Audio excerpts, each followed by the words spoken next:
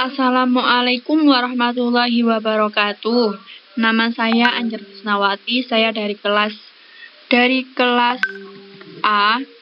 Berikut ini adalah materi beserta contoh yang akan saya presentasikan. Yang pertama, interupsi yang ada di dalam sistem operasi.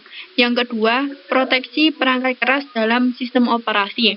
Yang ketiga, proteksi input-output dalam sistem operasi. Yang keempat, proteksi memori dalam sistem operasi. Struktur sistem dalam komputer. Yang pertama, interrupt. Interrupt atau interupsi adalah suatu permintaan khusus pada mikroprosesor untuk melakukan sesuatu.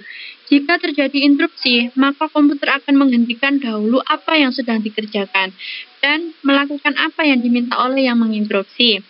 Dan sebagai berikut fungsi interrupt.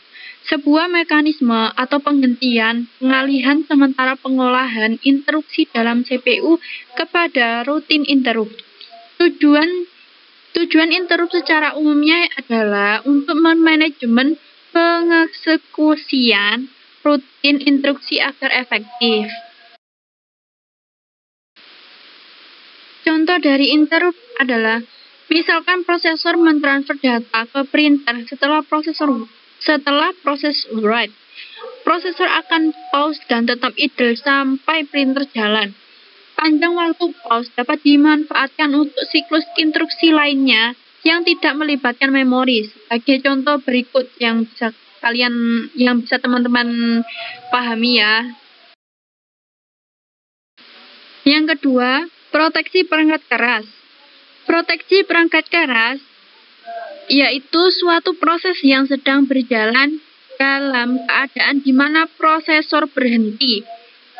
Dan ini tuh menandakan tidak adanya lagi data yang sedang diproses oleh prosesor. Oleh karena itu, prosesor akan mencari data ke dalam memori.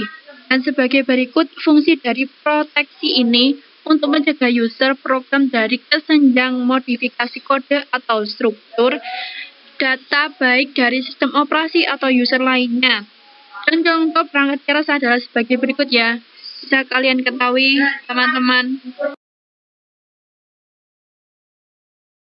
Yang ketiga, proteksi input-output.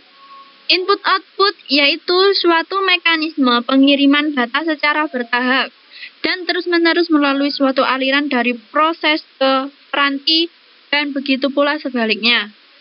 Fungsi dari input-output untuk mencegahnya kita menganggap semua instruksi input-output sebagai privileged instruction.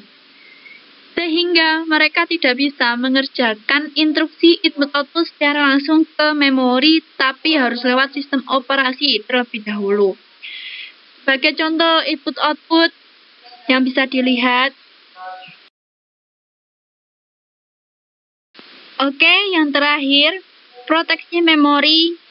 Proteksi memori adalah pusat dari operasi daripada sistem komputer modern dan array besar dari word atau bit yang disebut dengan alamat. Sedangkan manajemen memori adalah kegiatan untuk mengolah komputer atau mengolah memori komputer. Dan contohnya yang ada di bawah ini ya. Sekian dari penjelasan saya tadi. Saya mohon maaf apabila ada kesalahan dalam penjelasan yang kurang jelas ataupun kekeliruan dalam pengucapan saya. Saya mohon maaf yang sebesar-besarnya. Karena di sini kita masih sama-sama belajar ya teman-teman. Dan sekian, terima kasih. Wassalamualaikum warahmatullahi wabarakatuh.